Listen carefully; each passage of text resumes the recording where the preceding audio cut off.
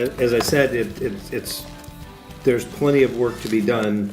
There's wonderful organizations throughout the region doing them. If you're doing work in the Great Lakes region, it does behoove you to make sure you understand sort of how Great Lakes governance happens.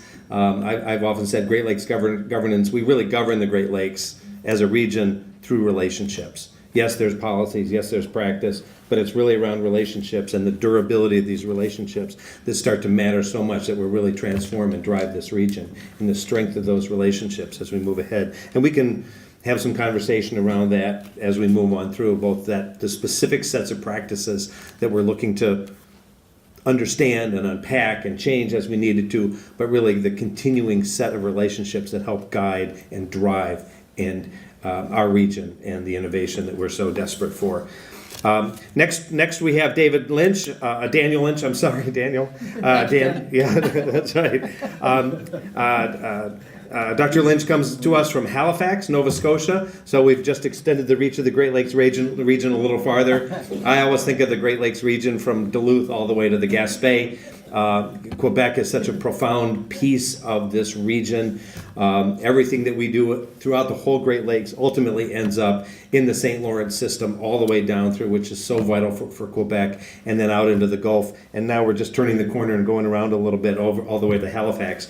But Dan has been involved in Great Lakes issues for a long time, and will talk to us a little bit in his role as Director of the Center for International Trade and Transportation at Dalhousie University.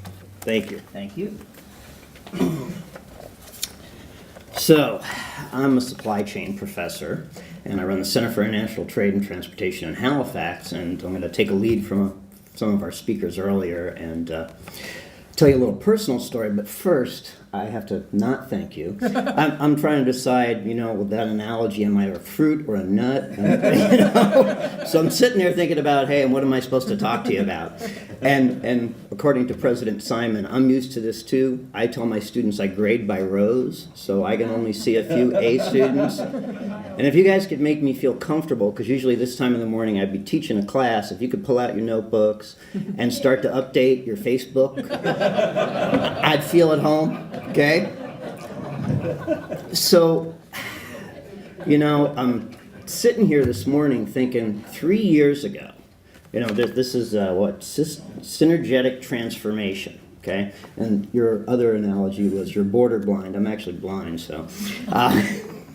Just kidding, okay? No, I'm not kidding about that part, but I like that analogy. You can be the marzipan on top. That nutty layer that goes on top? Exactly. You can be the nutty layer. Okay, thank you. But, in supply chain, we don't recognize borders. It's about efficiency and effectiveness.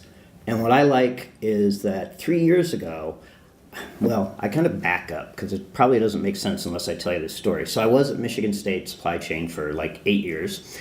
And then I got this great opportunity to move to it's not the end of the world, but you could see it from there, okay? In Halifax, Nova Scotia, and they said, hey, it's by the ocean. I like that. And the weather's nice. Well, they lied on that part, okay? But 8 years at Michigan State, and I apologize profusely for this, but I think this is an important fact. I didn't know we had a what? And don't raise your hand because I won't see it. A what? A Canadian Study Center at Michigan State. Now, maybe I'm an idiot. My kids think so. But that was pretty amazing. I had to move to Canada after being in the supply chain and business school for 8 years to find out there was one. And I got an invite to this thing called the CN Forum, which I'm thankful for, but also have ambivalent feelings because it has been a transformation for me. I don't know how synergistic it's been, but it's definitely been a transformation, and it has been synergistic. So why do I say that? Because when I talk to my students in Canada and in the US and in France and in Italy, all the different places I teach, and I say, who are the biggest trading partners in the world? And they say, not Canada and US. If I'm in Canada, they say Canada and China. And when I'm in the, US, they say US and China. And in fact, Anne-Marie have done some presentations on my role as GLIF, Great Lakes International Trade and Transport Hub, that I'll talk to you about in a minute. I know Doug Smith said that's the worst name you could ever pick, but people remember it, okay? And out of coming to the CN Forum, we were able, through one of the trends here is relationship building. The other trend that Jim talked about, and we talked about at our board meeting yesterday, is awareness. And I guess that's the message I'd like to get out to you guys. Pick one of those 8 initiatives, but if everybody in this room tomorrow or today explain to people about the relationship, and it's not just about, in my opinion, as a supply chain person, regional collaboration, it's about North American competitiveness.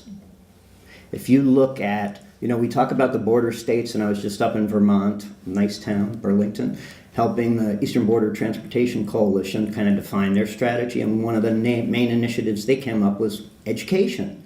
Because sometimes as groups, and I don't mean to preach, but I am a professor, we all know each other, like you said, and we preach to the choir. But there's so many people that don't know about this relationship, and it's about North American competitiveness, because if we look at our trade partners, 38 states in the US, their number one export is Canada.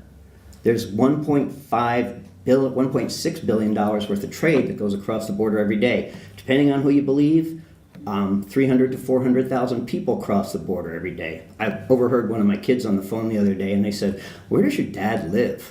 And my daughter said, "In an airport."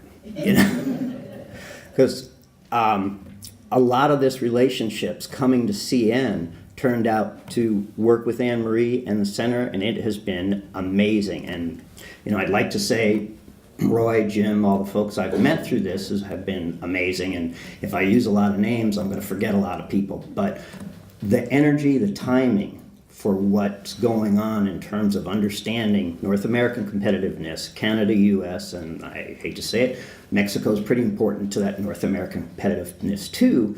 We in Michigan trade, I can't keep up with Roy with the stats. He is great on that.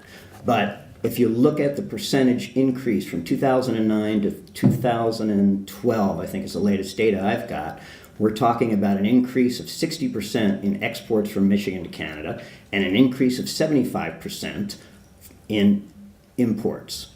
And that's, to put it in perspective, 8 times the amount of trade that Michigan does with Canada than it does with China, both imports and exports. So it's a pretty important relationship. You've heard that over and over, okay?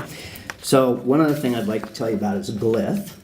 And GLIF is the Great Lakes International Trade and Transport Hub that came out of the CN Forum.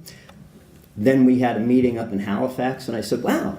People said to me, I'd love to come to Halifax. And they always say, in the summer, because they're smarter than me. They didn't move there, right? So we had a meeting up there, and that was great. A lot of the folks in this room were there.